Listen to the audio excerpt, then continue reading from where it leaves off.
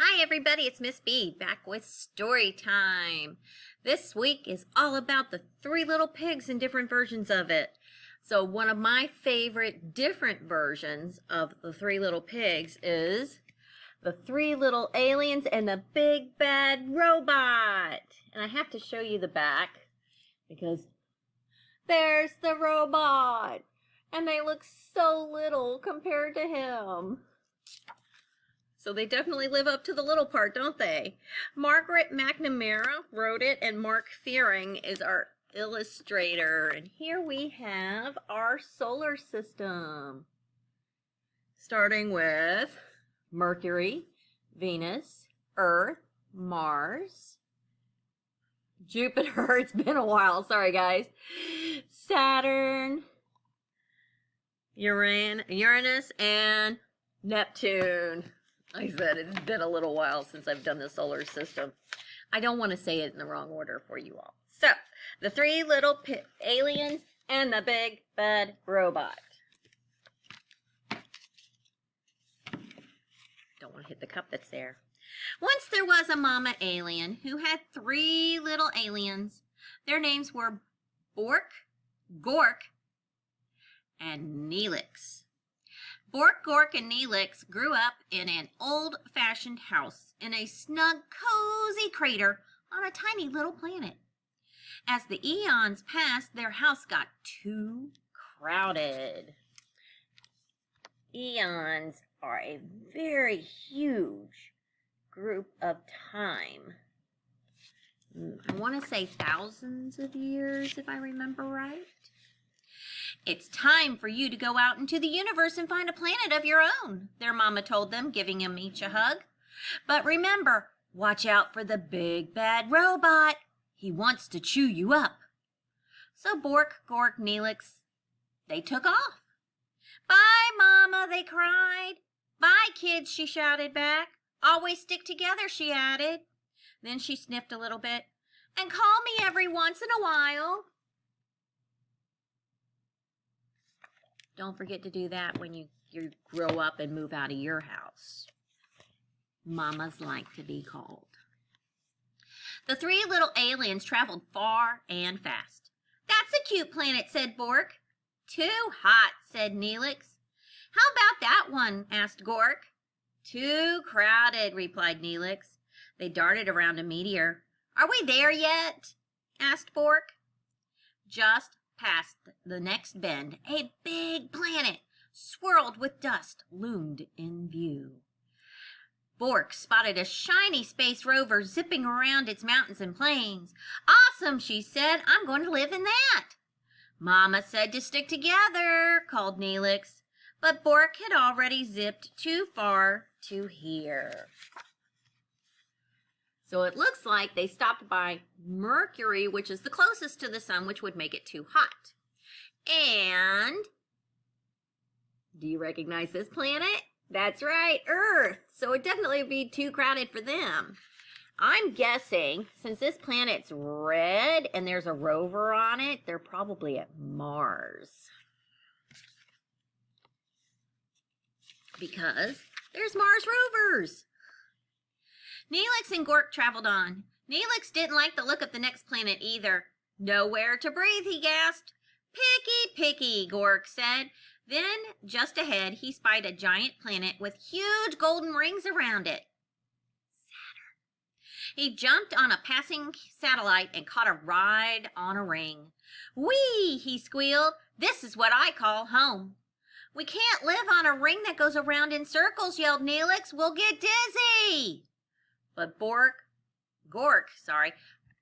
is over on Mars, remember? Gork wasn't paying any attention. That's the rings on Saturn. There's actually moons hiding in those rings. Now, Neelix was all alone. He traveled deeper and deeper into space until he spotted a massive blue planet far out in the galaxy. It had 13 moons and refreshing breezes. This faraway place is where I'll build my home, he said. It'll be safe from the big bad robot. guessing Neptune here. Pluto used to be a planet. They keep going back and forth on whether Pluto is a planet. Neelix found everything he needed to make sturdy walls. He gathered stardust to keep his home bright and found solar panels to keep it warm. Then he grabbed a tall, shiny telescope. "This'll do for a chimney," he said, though no one heard him. Rock by rock and row by row, Neelix built the perfect house. When he was finished, he sat down and locked the door. His house was not very zippy or cool, but it was safe. Very safe. And there was room enough for all 3 little aliens. "I hope they come visit soon," said Neelix.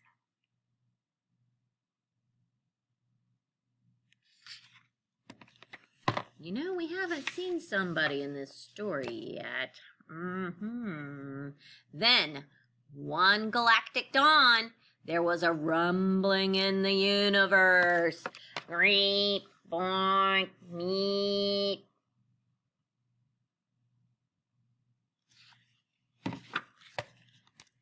Bork, eat. It was the big bad robot. Bork was so busy on her swirly red planet that she couldn't hear the robot's call. She didn't feel its giant footsteps as it leapt from star to star, and she didn't see the robot until it was right in front of her rover.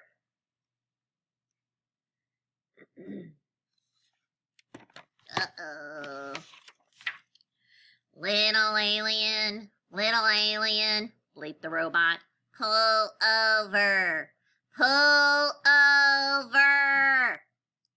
Not by the wheels of my trusty space rover, cried Bork bravely. Then I'll crack and smack and whack your house down, beeped the robot. And just like that, the robot cracked and smacked and whacked Bork's shiny rover into 100 pieces.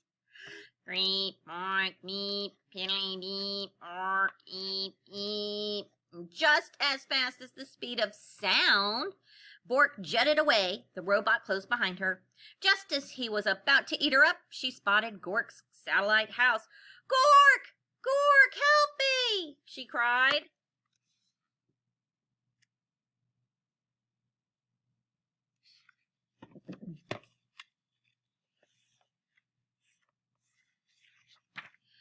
But Gork was having so much fun surfing on the rings of his giant planet that he didn't hear Bork's cries. He didn't see the robot chomping on comets and ripping open black holes until the big bad robot caught Gork's satellite in his huge metal claw. Little alien, it boinked. Come out of hiding.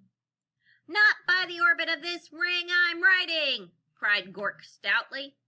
Then I'll shatter and clatter and scatter your house down, groinked the robot.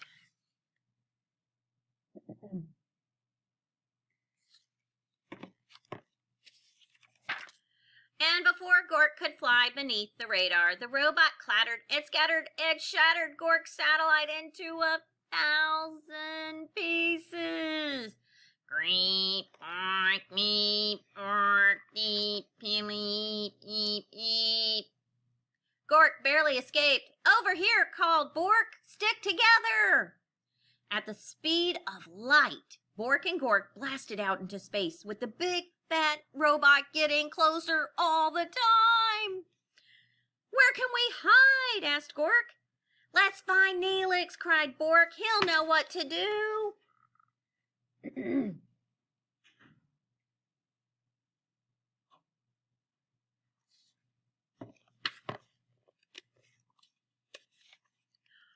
Yikes, are they going to make it? Neelix had heard the robot's roar. He had seen what was going on with his brother and sister through the telescope, and he was ready. He flashed his solar panels halfway across the universe.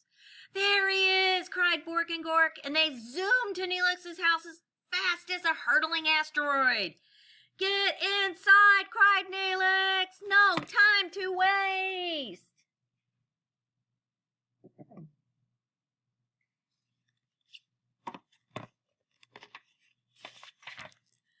No sooner had Bork and Gork slammed Neelix's solid space rock door than they heard the robot rumbling. Little alien, he quaked. Let me come in. Not by the slime of my chinny chin chin, cried Neelix. Then I'll smack and crack and whack your house down, zeeped the robot.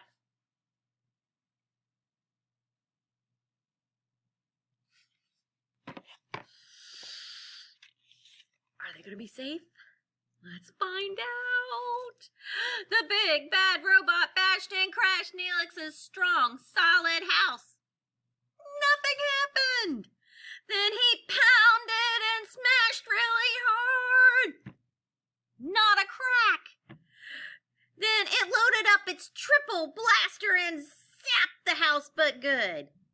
That house would not fall down. So the robot forced its way into the little alien house right down the chimney. Beep, beep. The aliens covered their ears and waited for the robot to chomp them up. Yikes.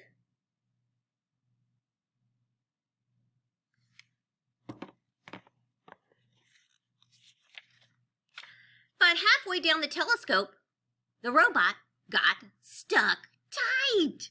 It strained and it struggled and it moaned and it groaned. Neelix's house shook and shuddered, but did it fall down? It did not. The robot gave one mighty cry and burst into 1,000,000 pieces. Cool, said Bork. Awesome, said Gork. Just as I planned, said Neelix. There's one thing missing, said Bork. What's missing? Do you know? Do you have a guess? Ready to find out? Phone home, said Gork. So Neelix did. Ma, he said, we have the coziest house in the galaxy. Won't you come over and tuck us in? And she did. And that's the end of the 3 little aliens and the big bad robot. I hope you enjoyed it. And snip, snap, snap. Story time is all told out. See you soon. Bye, everybody.